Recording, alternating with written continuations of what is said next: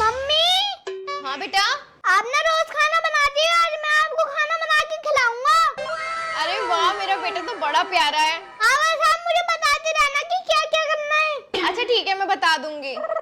Mummy chicken में मसाला बना दिया, अब बताओ क्या करना है। अच्छा बेटा, अब ना फ्रिज में 1 घंटा रख दो। ठीक है मम्मी।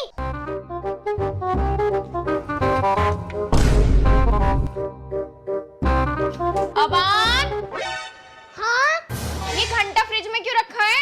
अरे मम्मी आपने ये तो कहा था 1 घंटा फ्रिज में रखना है, तो मैंने रख दिया। अरे नालायक, मैंने बोला था चिकन को 1 घंटा फ्रिज में रख दे, ना कि घंटा फ्रिज में रख दे। अरे तो पूरा बोलना चाहिए था ना कि चिकन फ्रिज में रखना है। बेवकूफ।